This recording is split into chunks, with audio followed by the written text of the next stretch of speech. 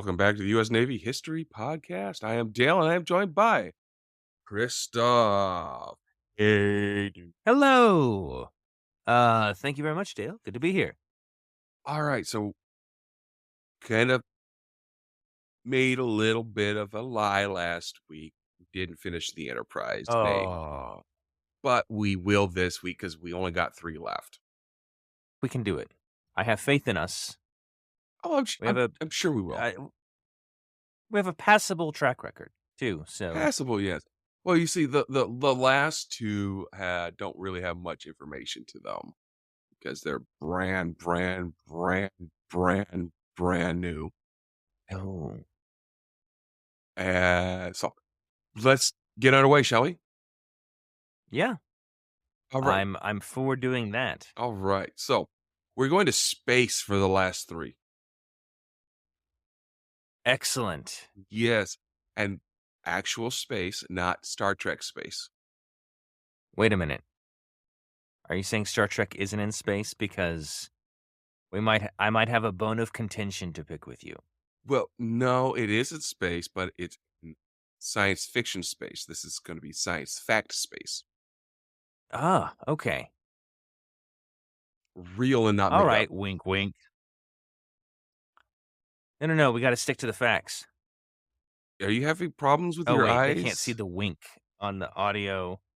Uh, I'm trying to wink like, "Yeah, I got you. We gotta say it for the podcast, but I know where Mm. your heart really lies." Wink. See, I said it audibly when I winked so they can know when I'm winking, because otherwise in an audio format, it doesn't really translate. It, would- See what I it mean? doesn't translate at all. No. All right. So we're going to start today with the Space Shuttle Enterprise. You remember those space shuttles? Yes, as a matter of fact, I was present in Florida for the last, space shuttle mission takeoff blastoff, and it was the Enterprise. Wow, that's awesome. I wish I had been able to get there in person. It was cool. A lot of people were there from all over the place. Hmm. Well, the fact of the matter is, though, it was not the Enterprise. Wait, it said it on my shirt, Enterprise. What's going on? Well, see, the Enterprise actually never went to space. I may have been deceived. You probably were. All right, so Okay. let's get into her vital statistics real quick. Her type was a space plane, and that's different from other space things, vehicles, because she had wings and could glide back to Earth onto a runway. Her class was the Space Shuttle Orbiter. She was actually the USS Enterprise. She was also known at one point in time as the Constitution. She was known for Really? from 1975 to 1977, and then renamed Enterprise. She has a serial number, Oh? OV TAC 101. I bet you can never guess who actually owned her. Who owned the Enterprise? Hold on. I bet it's gonna The be Shuttle Enterprise. right. Um, the Andrew Carnegie Foundation. NASA. Oh, yeah. Yes, It NASA. was NASA. NASA did own her. Well, they did build her, so No, NASA did not build her. wait, what? You're Rockwell blowing my mind. Rockwell International built her. Hmm. Okay. Um, I verified a picture of me in the shirt. Just newsflash, everyone. It was Atlantis. Mm. So my shirt is accurate. My memory, not so much. So Mm. thank you for busting me on my long-held prejudice as to which shuttle I saw take Yeah, off. we might have to get you checked out for the memory disease. Yes. What is it called? I can't remember. Yep, you see, we Dementia. definitely have to get you checked out Oh, because you can't yeah. remember. You know what? And scoliosis while I'm at it. Uh, Got it one of those twisty spine. Anyway, yeah. go ahead. Her first flight was August 12th, 1977. The mission was, ALT-12. Her last flight was October 26th, 1977 for mission Hmm, ALT-16. that is a very short-lived well, she was the first shuttle, right? I mean, like the preliminary one? We'll get into her, Okay, sorry. I don't mean to jump ahead, but yes. but Yes, she was. inquiring minds do wanna Yeah. know. She, only had 5 flights. Her flight time in total was 20 minutes, 58 seconds. In total, In total. for 5 fli ATL that's not is much. approach and landing tests. She was only brought up on a Boeing, what was it, the 747? Probably, yes. Yeah, a modified Boeing 747, and then they just released her, and she went and landed. Well, mission success multiple times over. Yes. Alright, so, yes. So, the Space Shuttle Enterprise was the first orbiter of the Space Shuttle system. Again, she was built in 1976, built for NASA as part of the Space Shuttle program to perform atmospheric test flights after being launched from a modified Boeing 747. She did not have any engines or a heat shield. Oh, that would explain why she didn't go to space. Yeah. I mean, I'm sure they could have added it later if they really wanted to. Yeah. They actually did intend to refit her for orbital flight.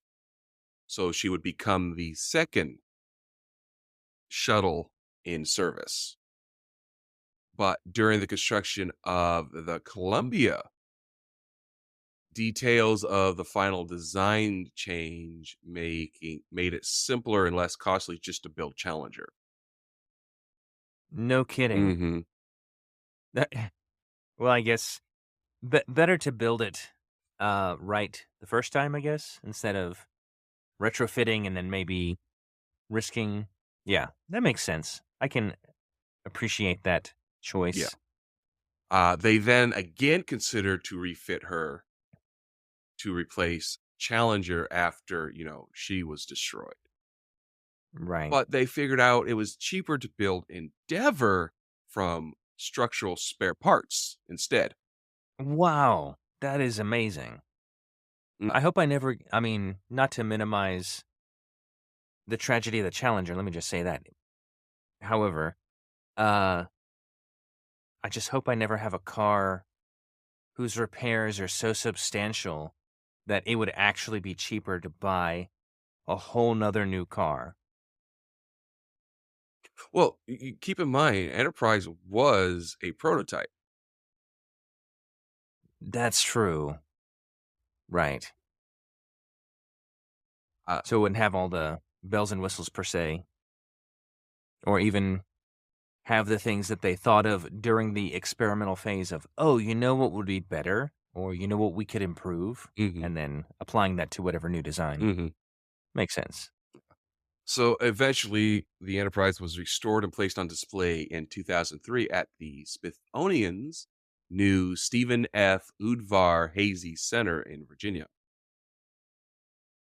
After NASA retired the space shuttle fleet, Discovery replaced the Enterprise, and the Enterprise was transferred to the Intrepid Museum in New York City. That's right. I remember there was a battle over the location of where Enterprise would go. I think it was between Houston and New York, and New York was, victorious. Which is really sad because, I mean, hello, Houston.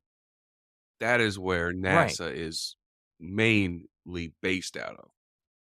right. But more people do visit New York City, as it turns out, and I think they wanted more eyeballs on the shuttle. Have you ever been to NASA in Houston? I used to work at NASA in Houston, as a matter of So fact. you should know how high their tourism numbers are. I do. Um, but I think generally, like, how do I put this? I think a lot more people visit New York City generally than Houston generally. Um, and Houston is so spread out, and NASA is at like one end of Houston. So even if you visit Houston, you're at least everything's at least an hour away, is what I've discovered when I was in Houston. Oh So yeah, that's thanks to it's traffic. not convenient. Yeah, yeah, yeah. So Well, everything in New York is more than an hour away. Have you ever seen the traffic in New York? It's I even have oh, worse. but they have transit and things, right? So does Houston. Like you can, yeah, that's true. Yeah. So what the heck, New York? Somebody dropped Wait the a ball minute. Wait a somewhere. minute. How many shuttles did were there at the end? I think at least three, right? Discovery, Atlantis, Enterprise, because Columbia and Challenger were destroyed. There were 6 in total. 6. Okay. Yes. There was the OV-099 Challenger, which was a mock-up. Okay. Then the Enterprise, which we're talking about her now. After that was the Columbia, Mhm.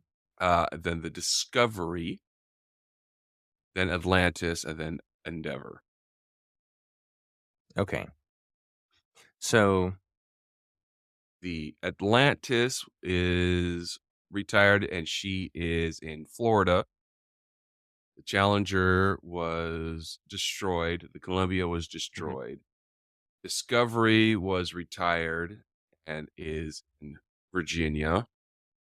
The Endeavor is in Los Angeles. Los Angeles, Yep. the heart of the space program, eh? Nope.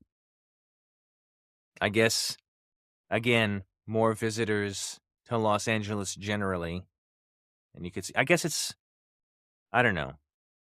You need to have a shuttle where there's a Disney park. Maybe that's the rule, and then plus New York Mm, and Washington. I'm not bitter. Let's move on. okay. So let's talk a little bit about design differences between the Enterprise and the rest of the fleet. Of course, the design of the Enterprise was not the same as Columbia, which was the first actual flight model. The aft fuselage was constructed differently, and it did not have the interfaces to mount the OMS pods. That's the orbital. For those that don't know, that's the orbital maneuvering system. They're the thrusters. Oh, okay. Thank you for using words that make sense. You're welcome.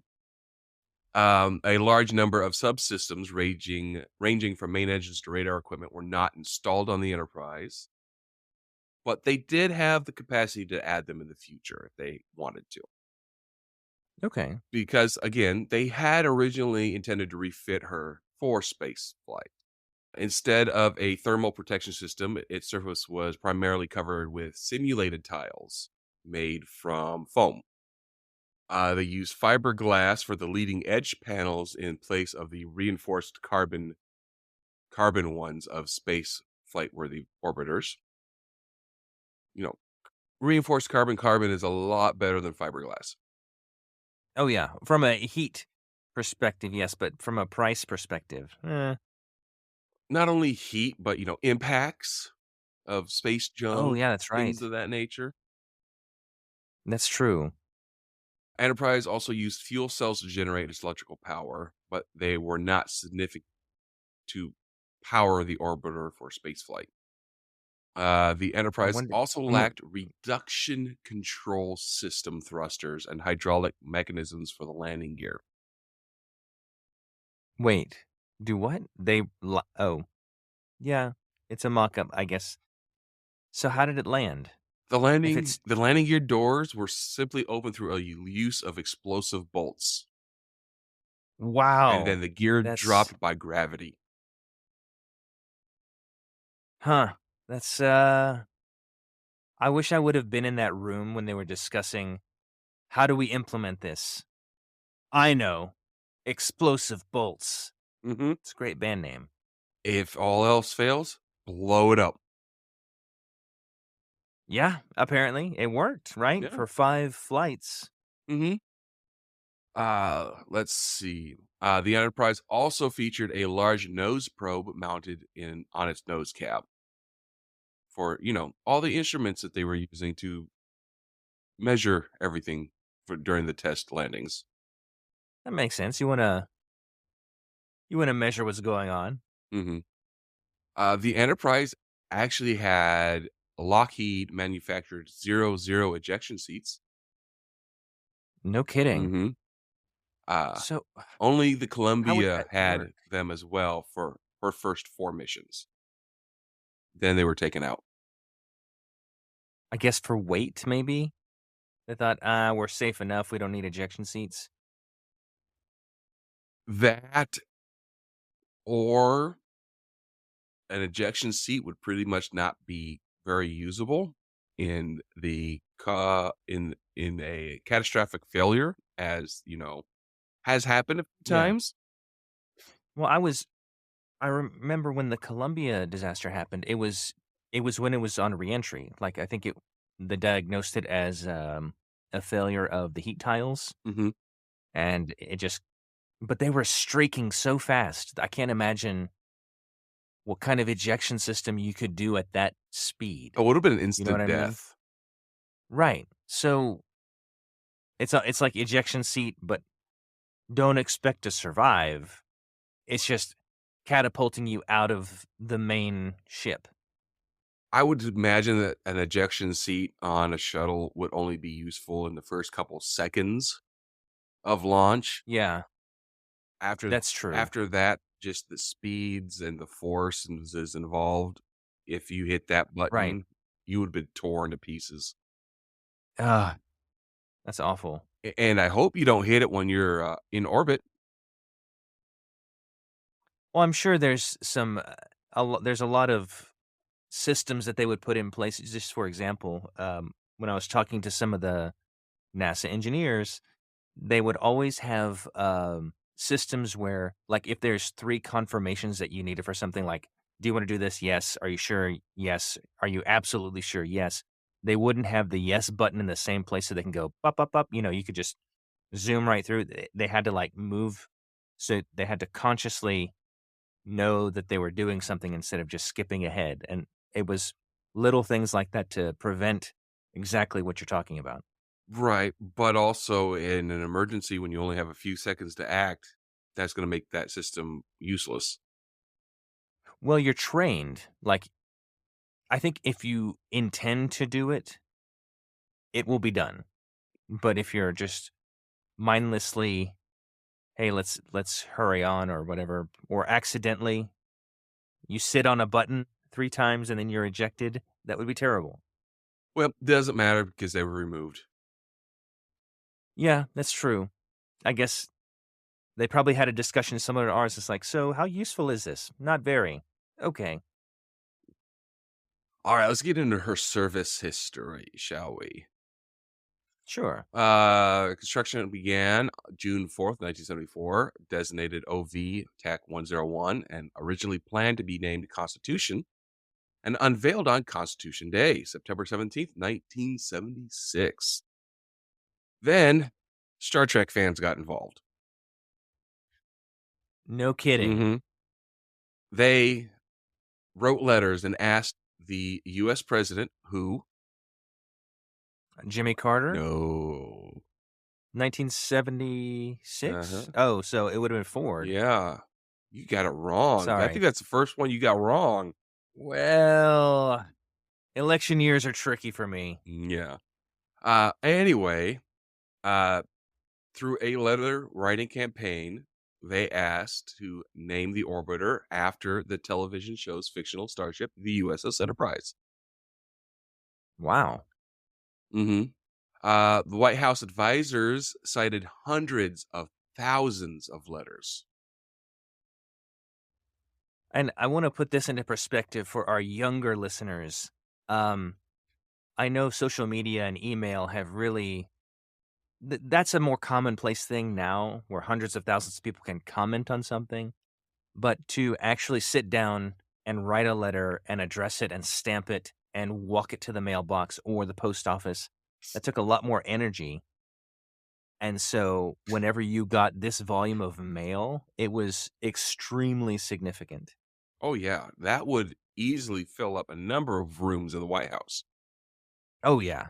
They were probably bringing them in by huge, box trucks at the very least every day. And I wonder how that was coordinated because 1976, there wasn't an internet to say, hey, like minded fans, let's do this. It's, I don't know, Word of newspaper mouth. articles or, Word of mouth is yeah, very, very powerful, especially when you have that's no other really choice. significant. Exactly. Ah, uh, one White House advisor said, quote, they are one of the most dedicated consistencies in the country. That I guess I wouldn't nobody really pursues the Star Trek the yes, those people Mhm. during election year. I don't know why they're not like attending presidential nominees at the San Diego Comic-Con or Yeah. whatever. Now Enterprise, and directed NASA officials to change the name. Wow. President came in and said, "Hey, you're changing the name from Constitution to Enterprise. Get it done. I'm the president. Oh, now." Oh man. Well, I mean, that's kind of cool, right? I mean, I may be for limiting the authority of the federal government to a degree. Like they kind of do a lot of stuff that's annoying and oversteps bounds, especially with respect to the 10th Amendment. But naming the shuttle, I think, is well within the purview of the executive branch. And besides, who at NASA is gonna get a request from the president to change the name of a orbiter and tell him no? Right. It's So in the mid 1976, the orbiter was used for ground vibration tests. This allowed the engineers to compare data from an actual flight vehicle with their models. On September 17th, 1976, Enterprise was rolled out of Rockwell's plant in Palmdale, California, in recognition of its new namesake, Gene Roddenberry, the creator of Star Trek, and most of the principal cast, minus William Shatner, were on hand at the dedication ceremony. that's cool. So let's go to 1977. January 31st, the Enterprise was taken by road to Drayton Flight Research Center at Edwards Air Force Base to begin her operational testing. While there, she was used by NASA for a variety of ground and flight tests intended to validate aspects of the program. The initial 9-month testing period was referred by the acronym ALT for Approach and Landing Test. Right. These tests included a maiden flight on February 18th, 1977, on top of a Boeing 747 shuttle carrier aircraft to measure structural loads and ground handling and braking characteristics of the mated system. Ground tests of all orbiter subsystems were carried out to verify functionality prior to atmospheric flight. Then the mated Enterprise SCA combination was subjected to 5 test flights with Enterprise unscrewed and uncrewed and unactivated. The purpose of these flights was to measure the flight characteristics of the combination. The tests were then followed by 3 test flights with the Enterprise with people on board to test Nice. her control systems. On August 12th, 1977, she flew on her own for the first time.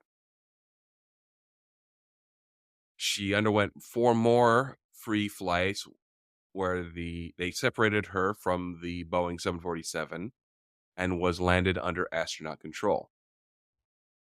These tests verified the flight characteristics of the design and were used to carry out several aerodynamic and weight configurations. The first three flights were flown with a tail cone placed on her butt, which reduced drag and turbulence when mated to the Boeing 747. The final two Nice. flights saw the tail cone removed and a mock up engine nozzles were in place. On the last flight, the pilot induced oscillation problems were revealed, which had to be addressed before the actual orbital launch happened.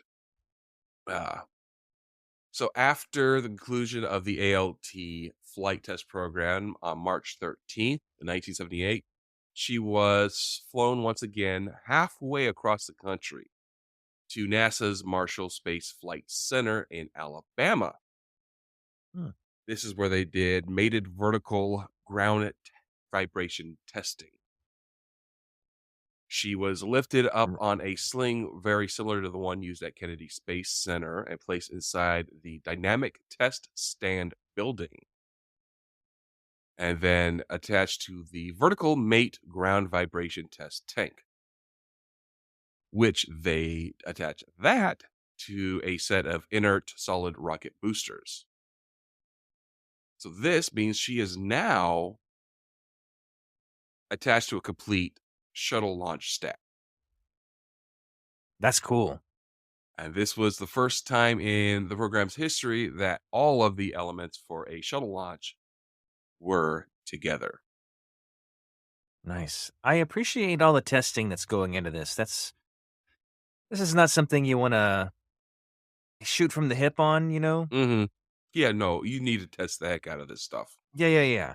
So this is encouraging that they did all of this. For all of you that the shuttle program happened before you were even here, the entire element of a space shuttle stack would be the orbiter, which is the space shuttle itself, an external tank, which is, if you look at the pictures, that's that big reddish orange bottle, which is where Right. all of the fuel is, at least most of the fuel. Then you have the two white, long, very long rockets that are the SRBs, or the solid rocket boosters. This is where your initial thrust comes from. So during this tests and the program, this new testing program, the entire space shuttle stack would be exposed to a punishing series of vibration tests to simulate as closely as they possibly could without actually performing a launch of the just how much vibrations that the whole system was going to be exposed to.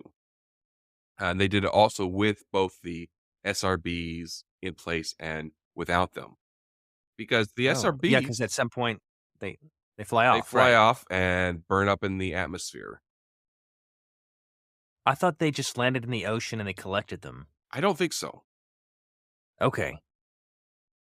Perhaps a listener can give us the deets. No, I don't. Find out listen to the end of the episode to find out how to contact us. Yeah, I Go don't ahead. think even if they did fall back into the ocean, I don't think they were ever recovered. Okay.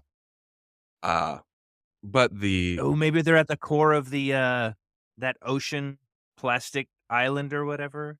no, There's just a bunch of boosters in I there? think they would sink. They're made of metal. Yeah, that's true. And they're solid. That's right there in the name. No, they're not solid. The fuel is solid, and that gets burnt up and used.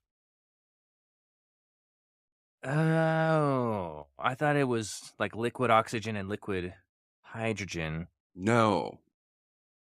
Okay. Have you ever seen a model rocket? I have. You know the inside the model rocket, that fuel that they use to launch that thing, and you know how Mhm. it's solid? Yes. It's a much more advanced version of that.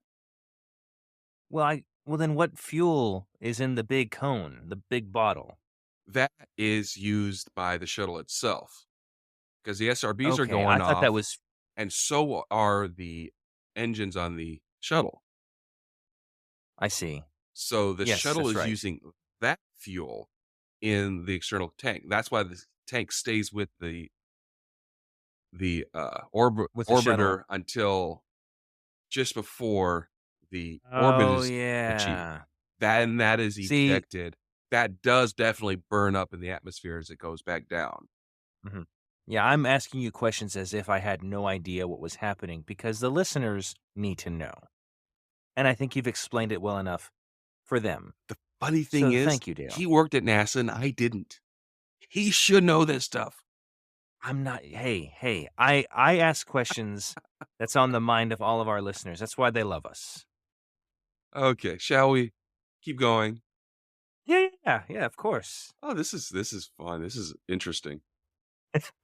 All right, so after all the testing was done, she was due to be taken back to Palmdale to be retrofitted and fully capable for space flight. But as we talked about earlier, that didn't happen. Her original actual launch for her maiden space flight was to be July of 1981. And her mission was to launch a communication satellite and retrieve the long duration exposure facility. Uh, but uh, and then she would conduct 2 space lab missions. But again, what like we talked about earlier, ended up being figured out that just building, you know, Columbia was cheaper than retrofitting her. Yes. Oh, and also, I don't wanna skip over the fact that you mentioned the word space lab. For those that were born well after this time frame and don't know what that is, that was, the United States's first, orbiting space station. Like, we have the International Space Station where crew may or may not be on right now, but before that, we had Space Lab. Right, which was developed by the European Space Agency. Thought it was American. Don't tell the listener. Some of the significant design changes that had taken place was mostly with the weight of the fuselage and wings. So they would have had to revamp the fuselage and wings to make her spaceworthy. It's, uh, it's a lot of modification. Mhm. So, following the decision to not use her, she was taken to Kennedy Space Center on April 10th, 1979. Uh, and she was used as just as practice pretty much for assembling the shuttle stack. You That's testing, important. yeah. Just use her as to make sure everything fits together correctly. Yeah. After this, she was returned to Drayton Flight Research Facility in September of 1981, and she underwent a international tour visiting France, West Germany, Italy, the UK, and Canada. Nice. Between November of 84 and May of an 85, she was once again put together with an external tank and solid rocket boosters to uh, just for fit checks. This time to at the at shuttle facilities at Vandenberg Air Force Base in California that they ended up never using. They're going to do launches there, but we're like, nope, not not anymore. So on November 18th, 1985, she was ferried to Washington, D.C., where she was given to the Smithsonian Institute. I think that's appropriate. Yeah. So that brings us to the Challenger disaster. And you, of course, remember that quite vividly, I'm sure. I do, yes. And that's when NASA then once again considered using her as a replacement. But again, costs and everything, they decided to use spare parts to build Endeavour. So after the break of Columbia during re-entry in 2003, the Investigation Board conducted tests at Southwest Research Institute, which used an air cannon to shoot foam blocks of similar size, mass, and speed to that of which struck Columbia at a test structure, which mechanically replicated the orbiter wing leading edge. They removed a section of fiberglass leading edge from Enterprise's wing to perform analysis of the material and attach it to the test structure. Hmm. Then they shot at it with foam blocks. The leading edge was not broken as a result of the test, but it was enough to permanently deform a seal and leave a thin gap Oh, with 22 inches long. And since the strength of the reinforced carbon-carbon on Columbia is substantially weaker and less flexible than the test section from Enterprise, this suggested that the RCC would have been shattered. yep. Yeah, that's unfortunate. Section of RCC leading edge from Discovery was tested on June 6th to determine the effects of the foam on a similarly aged leading edge, resulting in a 3-inch crack on panel 6 and cracking on a T-shaped seal between panels 6 and 7. That is not good. Yeah, that would do it. Mhm. I'm surprised given that it's a gliding, craft Yep. when you're on Yep. reentry and you're hurtling at enormous speeds. Oh, yeah. What protection did they design in for collision? I mean, we have bird strikes on airplanes, and certainly there would be something in the path, a bird or a something, even if it's a meteorite prior to reentry. There was no to my knowledge, there's no mo additional safety features to prevent collisions like because there's no way to, as far as I know. Yeah, I guess that's true. Golly, I'm sure that's those windows were already reinforced. You have, the shuttle was a heck of a lot heavier than a normal aircraft. mhm, right. And so, I mean, you had all that reinforcement already in it just to survive the stresses of launch, reentry, and space flight in itself. That's true. Yeah, I guess these are all the problems that need to be faced from an engineering perspective as they even develop the thing. So Yeah. there's a lot of energy that went into creating and deploying this. It's pretty amazing. There's a reason why we've gone back to the classic Bell design, Mhm. why Russia never left that design, you know? The shuttles were cool though. I Oh, they were really absolutely cool, and they were yeah, reusable as all get out. yeah, which was awesome. Yeah. So on July 7th, using a leading edge from Atlantis and focused on panel 8 with refined parameters stemming from the Columbia accident investigation, a second test created a raging hole approximately 16 by 16 inches in the RCC structure. So these tests, all these tests clearly demonstrated that a foam impact of the type Columbia sustained could seriously breach the protective RCC panels on the Right. wing leading edge. It's good to have a root cause. Mhm.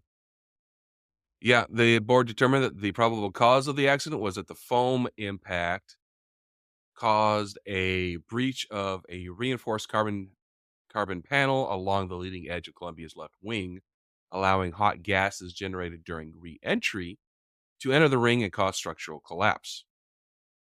This caused Mhm. Columbia to tumble out of control, breaking up with the loss of the entire crew. So that is pretty much it for the Space Shuttle Enterprise. So if you want to go to see her, you can go to New York City, not Houston. All right. Let's try to knock this out real quick. The next one is the IXS Enterprise. That Hmm. is a conceptual interstellar superluminal spacecraft designed by NASA scientist Dr. Harold G. White, revealed at Space Vision 2013, and designed for the goal of achieving warp travel. Whoa! Hmm. Really? Yeah. The conceptual spacecraft would make use of a modified version of the Alcudeburi drive that Dr. White is currently running in the White Judy Warp Field interferometer experiment in order to develop a proof of concept for that style of warp travel when it's possible. That's awesome. Yeah. Apparently, this, Can you imagine? huh? I was just thinking, if the first ship that can achieve warp travel is named the Enterprise, what a legacy that Star Trek has had. That That's in the nuts. Navy. Because where do you think Gene Roddenberry got the Enterprise name from? The U.S. Oh, Navy. right. No, yeah, yeah, Yeah. yeah. So He, for the audience, he was ultimately, looking really confused, like, how the heck does that have anything to do? So this theoretical drive uses exotic matter to travel faster than light. wow. Yeah. And unfortunately, we have not discovered exotic matter yet. It's still just theoretical. But this is really, while it exists, it just exists in a person's brain, Yeah, that's I've got plenty of those ideas right? and not functional or profitable in any stretch of the imagination. All right. And the very last one, we're just going to briefly talk about it, is the VSS Enterprise. Yeah, you're looking confused. I know. I'm about to explain it. VSS, I'm like very similar. I don't know what's going on. This The VSS Enterprise was the first spaceship to space plane built by Scaled Composites for Virgin Galactic. Hmm. As of 2004, she was planned to be the first of 5 commercial suborbiters planned by Virgin Galactic. It was also the first Nice. ship of the Scaled Composites Model 339 Spaceship 2 class based on upscaling the design of record-breaking Spaceship 1. Cool. Again, uh, her name was an acknowledgement of the Enterprise from Star Trek, but also of the space shuttle and the aircraft carriers. So really the Navy, like you said Hmm. before, that's Yeah. that's the main. Hmm. Thank you, US Navy. Hmm. She made her first powered flight in April of 2013, and Richard Branson said it couldn't have gone more smoothly. She was then destroyed during a powered test flight on October 31st, 2014, killing Michael Alsbury, her pilot, and seriously injuring Peter Senbold, one of her other Hmm. pilots. This was the first spacecraft related accident in which part of the crew survived. Yeah. An investigation revealed that the accident was caused by premature deployment of the feathering system, which was the ship's descent device. And they also faulted the spacecraft's design for lacking fail-safe mechanisms that could have deterred or prevented early deployment. All right, so that Hmm. is The enterprises that are not fictional, except for the one that's a concept. Well, yeah, but that's in reality. Like they're still working on it, but Yeah, it's not a work of fiction. absolutely. Well, I guess technically it is until it's realized. Anyway, yes, you're right. It's being imagined by real scientists and not, Creative creative writers. writers, exactly. Yeah. Alright, so we're going to go ahead and honor one of our fallen angels with the help of HeroCards.us, like what we love to do at the end of every one of our episodes. And today, we're going to honor our first Coast Guard member, Hmm. Damage Controlman, 3rd Class, Nathan B. Nate Brackenthal. His hometown was Smithtown, New York. Served with the Coast Guard on the USS Firebolt, the U.S. Coast Guard Law Enforcement Detachment 403. He received the Bronze Star with Combat V and a Purple Heart. His date of sacrifice was April 24th, 2004, killed in action in Kalwar Al Amaya Oil Terminal, Iraq. He was 24 years old. Nate Brackenthal, along with 2 U.S. Navy sailors, died intercepting a waterborne suicide attack in the Persian Gulf. Brackenthal's team pursued and attempted to board a vessel loaded with explosives. Their heroic, their heroic action protected the crew of the USS Firebolt PC-10 and saved the offshore oil platform and the oil terminal. Brackenthal joined the United States Coast Guard in January of 1999. He served on the Coast Guard cutter Point Wells, WPB 82343, based out of Montauk, New York. After attending Damage Controlman A School, he was assigned to U.S. Coast Guard Station Nay Bay, Washington, on the Macaw Indian Reservation. From there, Brackenthal was assigned to Tactical Law Enforcement Team South at Coast Guard Air Station Miami. His first tour to the Persian Gulf region was from April to June 2003. His second deployment occurred in February of 2004 and he was due to return home in June of that year. During both tours, he and his detachment, LEDET 403, were assigned to the USS Firebolt. Brackenthal's Bronze Star Medal certification citation reads: The President of the United States of America takes pride in presenting the Bronze Star Medal with Combat V posthumously. Damage Controlman 3rd Class Nathan B. Brackenthal, United States Coast Guard, for heroic achievement in connection with the combat operations against the enemy while serving as boarding officer with USS Firebolt PC-10 and the United States Coast Guard Law Enforcement Detachment 403 during Operation Iraqi Freedom on 24 April 2004. While patrolling the security zone around the Al Bastra oil terminal in Iraqi territorial waters, Petty Officer Brackenthal detected a small, unidentified dhow proceeding towards the oil terminal. After maneuvering the tram to screen the oil terminal, Petty Officer Brackenthal approached the dhow to investigate its actions. As the boarding team drew alongside the dhow, the attacker on board the vessel, realizing he had been discovered, detonated explosives packed on board, mortally wounding Petty Officer Brackenthal. The explosion alerted all in the area to an ongoing coordinated attack, allowing security forces to destroy 2 additional explosive-laden vessels, thereby preventing massive casualties, irreversible environmental damage, and the destruction of the Iraqi people's major economic lifelines. By his zealous initiative, courageous actions, and exceptional dedication to duty, Petty Officer Brackenthal reflected great credit upon himself and upheld the highest traditions of the Coast Guard and the United States Naval Service. Brackenthal intended to continue his life of public service by becoming a police officer or firefighter after finishing his Coast Guard service and completing college. He was the first Coast Guardman to be killed in action since the Vietnam War. Wow. Petty Officer Nathan Brackenthal is laid to rest at Arlington National Cemetery, Section 60, Site 7978 in Virginia. So, Petty Officer Nathan B. Nate Brackenthal, we thank you. Thank you. All right, XO, take us out.